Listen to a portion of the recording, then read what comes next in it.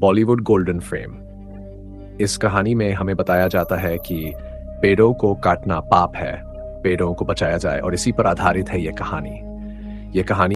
कहानी की शुरुआत होती है पंजाब के एक शांत, हरियाली से भरे गांव से, जहां एक मध्यम वर्गीय सिख परिवार रहता है। इस परिवार का बेटा है अमन ढिल्लों, जो एक शर्मीला, डरपोक और भोला भाला कराटे टीचर है। अमन एक लोकल स्कूल में बच्चों को मार्शल आर्ट सिखाता है और आम जिंदगी जी रहा है। उसे ऊंचाई से बहुत डर लगता है और वह किसी भी प्रकार की हिंसा से दूर रहना चाहता है।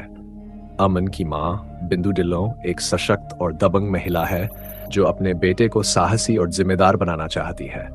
वह अपने पति को खो चुकी है, लेकिन अपने 2 बेटों के साथ जीवन का सामना मजबूती से कर रही है।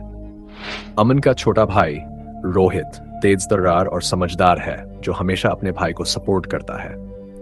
गांव में एक प्राचीन वृक्ष है, गुरु वृक्ष, जिसे स्थानीय लोग पूजते हैं। यह वृक्ष न सिर्फ धार्मिक आस्था का प्रतीक है, बल्कि उसका सीधा संबंध गांव के इतिहास और उसकी ऊर्जा से है। वहीं दूसरी ओर कहानी में प्रवेश करता है एक लालची और क्रूर उद्योगपति मल्होत्रा, जो इस जमीन पर अपना इंडस्ट्रियल प्लांट बनाना चाहता है। इस प्लांट से प्रदूषण फैलाकर वह गांव की जमीन को हड़पना चाहता है।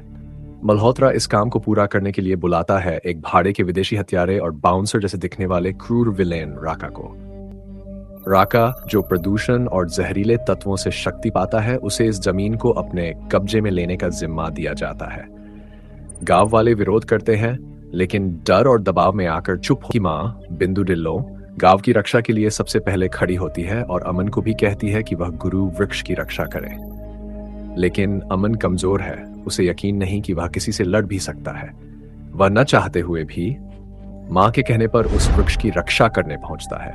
और यही कहानी में आता है वह मोड़ जो सब कुछ बदल देता है। जब राका और उसके लोग वृक्ष को काटने आते हैं, अमन उन्हें रोकता है। दोनों के बीच भिड़ंत होती है, जिसमें अमन घायल होकर उसी गुरु वृक्ष पर गिर जाता है। बिजली चमकती है, तूफान उठता है और अमन उस वृक्ष की दिव्य ऊर्जा के संपर्क में आता है। वह बेहोश हो जाता है। अगली सुबह जब वह उठता है, उसे एहसास होता है कि उसके शरीर में कोई बदलाव आया है। वह अब हवा में उड़ सकता है, जमीन पर बिजली की रफ्तार से दौड़ सकता है और उसकी ताकत कई गुना बढ़ गई है। उसका डर ऊंचाई का अब भी है, लेकिन वह धीरे धीरे खुद में बदलाव महसूस करता है। अमन इस नई शक्ति को समझने लगता है, लेकिन वह इसे छुपा कर रखता है। उसका भाई रोहित सबसे पहले जान जाता है कि अमन अब एक सुपर हीरो बन चुका है। वह अमन को फ्लाइंग जेट का नाम देता है, एक ऐसा सुपर हीरो जो सिख धर्म की वेशभूषा में है, नेकदिल है और समाज की बुराई से लड़ता है। धीरे धीरे अमन फ्लाइंग जेट के रूप में समाज की मदद करने लगता है। किसी की बाइक चोरी हो जाए तो उसे वापस लाता है, बच्चों को गुंडों से बचाता है और लोगों के दिलों में उम्मीद जगाता है।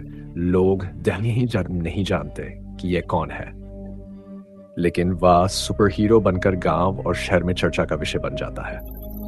वहीं दूसरी ओर राका इस हार को नहीं भूलता। वह मल्होत्रा के कहने पर फिर आता है, लेकिन इस बार वह एक रासायनिक संयंत्र में गिर जाता है और वहां के जहरीले रसायनों से उसकी ताकत कई गुना बढ़ जाती है। अब वह एक राक्षस बन चुका है, जो जितना ज्यादा प्रदूषण फैलता है उतना ज्यादा शक्तिशाली होता जाता है। राका अब शहर में तबाही मचाता है। फ्लाइंग जेट उसकी ताकत के आगे कमजोर पड़ने लगता है।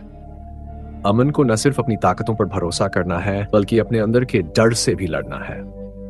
उसकी मां उसे हिम्मत देती है और उसका भाई उसे मानसिक रूप से तैयार करता है। पहले चरण के अंत में हम देखते हैं कि राका एक नए रूप में वापस लौटा है, जो पूरी पृथ्वी के लिए खतरा बन सकता है। हमने देखा कि अमन, जो अब फ्लाइंग जेट बन चुका है, अपनी ताकतों को पहचान रहा है, मगर अभी भी उसके अंदर ऊंचाई का डर बाकी है। दूसरी तरफ राका अब एक ऐसा दैत्य बन गया है जो जहरीले रसायनों से और भी ताकतवर होता जा रहा है। अब कहानी और गहराई लेती है। अमन के जीवन में एक लड़की है, कीर्ति, जो उसी स्कूल में टीचर है जहां अमन बच्चों को कराटे सिखाता है। कीर्ति को अमन की मासूमियत और सादगी बहुत पसंद है। दोनों के बीच एक मीठा रिश्ता पनपता है। धीरे धीरे कीर्ति को अमन के फ्लाइंग जेट होने का पता चल जाता है, लेकिन वह उससे और भी ज्यादा जुड़ जाती है। अमन अब अपने नए सुपर पावर्स के साथ समाज की सेवा कर रहा है। लोग उसे पहचानने लगे हैं। फ्लाइंग जेट अब गांव से निकलकर शहर की पहचान बन चुका है। लेकिन राका की ताकत भी तेजी से बढ़ रही है। वह फैक्ट्रियों, नालों और कारखानों से निकलने वाले प्रदूषण को अपने अंदर खींचता है और धीरे धीरे वह एक चलता फिरता प्रदूषण का हथियार बन चुका है। राका शहर में तबाही मचाने लगता है। पुलिस और सेना तक उसके सामने असहाय है। ऐसे में फ्लाइंग जेट उसे रोकने आता है, मगर पहली भिड़ंत में ही राका की ताकत देखकर अमन चौंक जाता है। उसका हर वार राका पर बेअसर होता है और सबसे बड़ी बात, राका अब दिन ब दिन ताकतवर होता जा रहा है क्योंकि पूरी दुनिया में प्रदूषण बढ़ता ही जा रहा है। फ्लाइंग जेट की हार से लोगों का हौसला टूटता है। अमन अंदर से बिखरने लगता है। वह खुद को जिम्मेदार महसूस करता है। अपनी नाकामी, अपनी कमजोरी और अपने डर से जूझता है। उसे समझ नहीं आता कि वह इस अजूबे राक्षस से कैसे लड़े। उसी समय उसका भाई रोहित, जो हमेशा उसकी ताकत बना रहा, उससे कहता है कि लड़ाई सिर्फ ताकत की नहीं होती, हिम्मत और हौसले की भी होती है।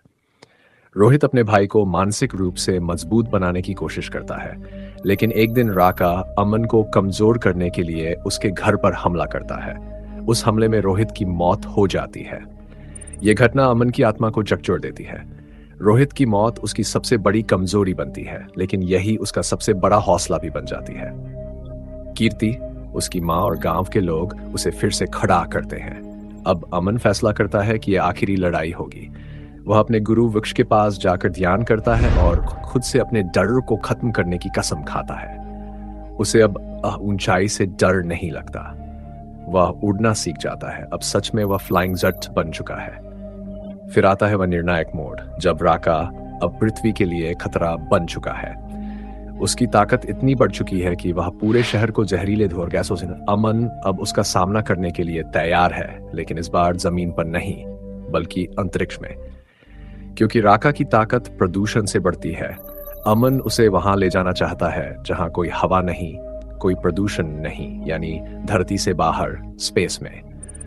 फ्लाइंग जेट और राका के बीच एक महायुद्ध शुरू होता है, पहले धरती पर, फिर अमन उसे अपने साथ खींचकर अंतरिक्ष की ओर उड़ता है। दोनों के बीच जबरदस्त लड़ाई होती है। राका जहरीले धुएं छोड़ता है, मगर वहां उसका कोई असर नहीं होता। अमन अपने भाई की याद, मां की सीख और कीर्ति के प्यार से प्रेरित होकर राका को अंतरिक्ष में ले जाकर उसे पूरी तरह खत्म कर देता है और वह खुद भी बेहोश हो जाता है। धरती पर सबको लगता है कि फ्लाइंग जेट अब वापस नहीं आएगा। गांव में मातम छा जाता है, मगर उसकी मां कहती है, मेरा बेटा कभी हार नहीं मानता। और तभी एक सुबह गांव के आसमान में नीले बादलों के बीच से फ्लाइंग जेट फिर से उड़ते हुए वापस आता है। गांव वाले खुशी से झूम उठते हैं। कीर्ति दौड़कर उसे गले लगा लेती है। अमन को अब अपने डर पर जीत हासिल हो चुकी है। वह सिर्फ एक सुपर हीरो नहीं रहा, अब वह लोगों की प्रेरणा, आशा और साहस का प्रतीक बन चुका है।